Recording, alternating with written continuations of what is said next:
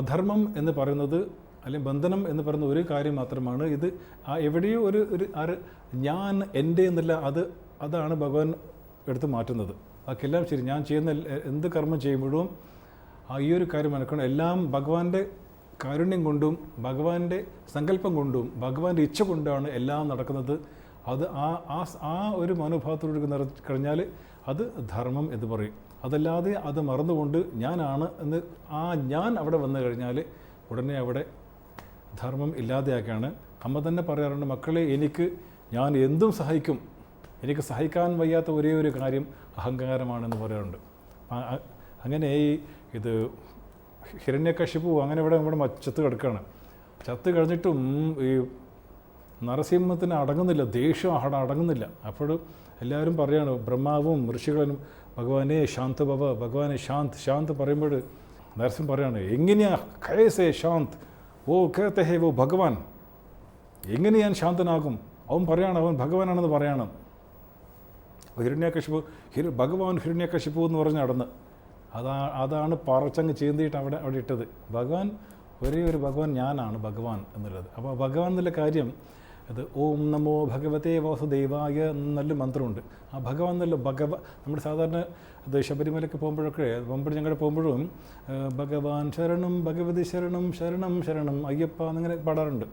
ഭഗവാൻ ശരണം ഭഗവതി ശരണം ഭഗവാൻ ശരണം ഭഗവതി ശരണം. അപ്പം അന്നൊക്കെ ഭഗവാന്റെ രൂപം, ഭഗവാൻ്റെ രൂപം അതുപോലെ ഭഗവതി രൂപം മാത്രമേ അറിഞ്ഞുള്ളൂ.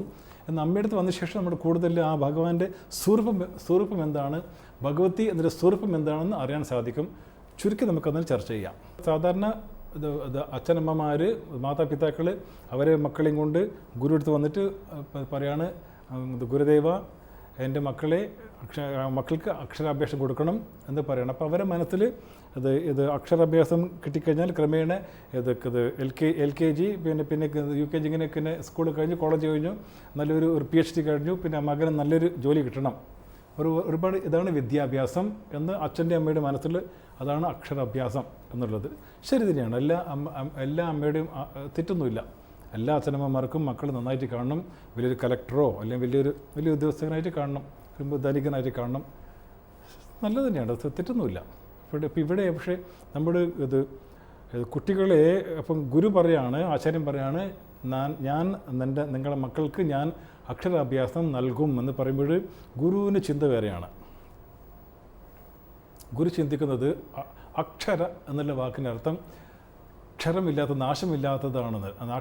ഈ പ്രപഞ്ചത്തിൽ നാശമില്ലാത്ത ഒരേ ഒരു വസ്തു പരമാത്മാവാണ്. അപ്പോൾ ഗുരു പറയും, ഞാൻ തുടക്കത്തിൽ ഈ അക്ഷരം ഈ അ ഇ അല്ലെങ്കിൽ ക ക ഗ ഘ ങ ഈ അക്ഷരം തന്നെ ആദ്യം പറഞ്ഞു കൊടുത്തു. ക്രമേണ ഈ വിദ്യയുടെ ക്രമേണ ആ പരമാത്മാവിൻ്റെ വിദ്യ, ആ അക്ഷര അഭ്യാസം അതും മക്കൾക്ക് പറഞ്ഞു കൊടുക്കും എന്നാണ് അവിടെ ഉദ്ദേശിക്കുന്നത്. സാധാരണ ഇപ്പം കേട്ടിട്ടുള്ളത് അത് കേരളം മാത്രമാണ് കൂടുതൽ എല്ലാവരും വിദ്യാഭ്യാസമുള്ള എല്ലാവരും വിദ്യാഭ്യാസമുള്ളവർ കേരളം മാത്രമാണെന്ന് കേട്ടിട്ടുണ്ട്. സാക്ഷര കേരളം, സുന്ദര കേരളം. നമ്മുടെ വിദ്യാഭ്യാസം ഉണ്ടാക്കുന്ന വിദ്യാഭ്യാസമില്ലാത്തവന് ഒരു മനുഷ്യൻ സാധാരണ മൃഗത്തിന് തുല്യമാണെന്ന് പറയും.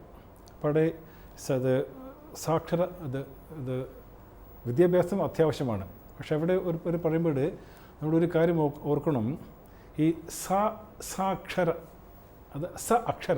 അക്ഷരം അറിവുള്ളവനാണ് അക്ഷര എന്നല്ല അവിടെ ഉദ്ദേശിക്കുന്നത്. സാക്ഷരം അത് അറിവുള്ളവൻ എന്നല്ലാണ്. ആ സാക്ഷര നേരെ തിരിഞ്ഞു കഴിഞ്ഞാൽ സാക്ഷര എന്ന് പറഞ്ഞാൽ രാക്ഷസനായി.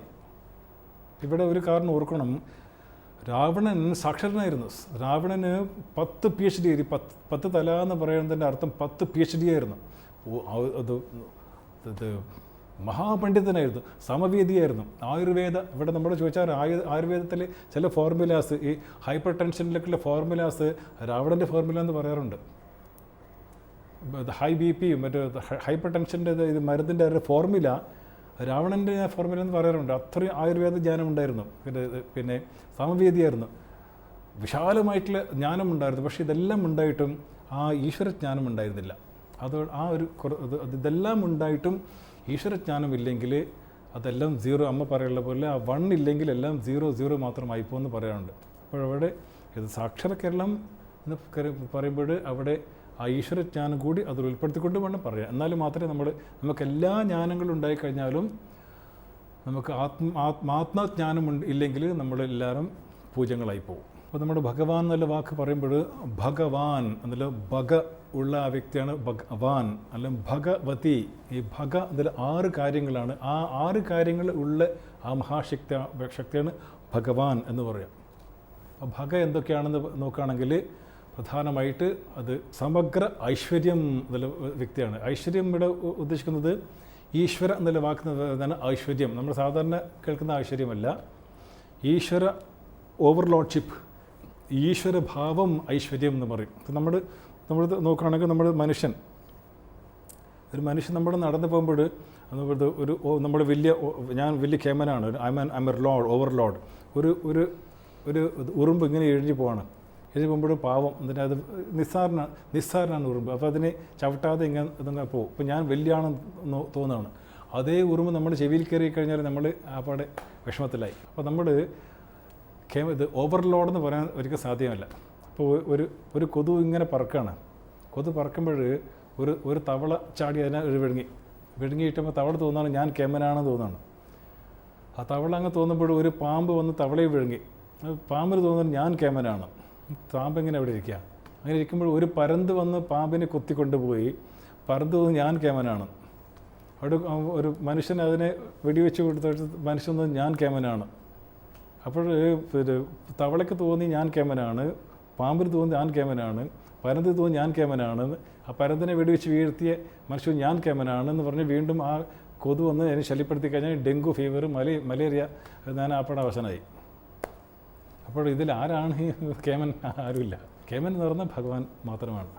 നമുക്കെല്ലാവർക്കും നമ്മൾ കേമന്മാരാണ്. പക്ഷേ നമ്മുടെ ആ കേമൻ എന്ന് പറയുമ്പോൾ അതിനൊരു ലിമിറ്റേഷൻസ് ഉണ്ട്. അൺലിമിറ്റഡ് ഓവർലോഡ്ഷിപ്പ് ആണ് ഇവിടെ. ഈശ്വരഭാവമാണ് സമഗ്ര ഐശ്വര്യം. ഭഗ എന്നുള്ള വാക്ക് വരുമ്പോൾ അതിന് ഫസ്റ്റ് ഇതാണ് ഐശ്വര്യം, സമഗ്ര ഐശ്വര്യം. രണ്ടാമത്തത് സമഗ്ര ശ്രീ.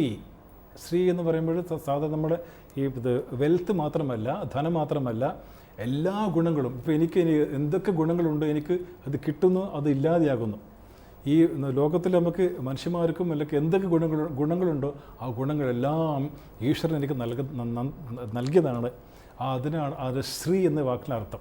ധനം മാത്രമല്ല, എല്ലാ ഗുണങ്ങളും, എല്ലാ ശക്തികളും, അതാണ് ഈശ്വരനാണ്. അതാണ് ഇത് ഐശ്വര്യം, ശ്രീ 2.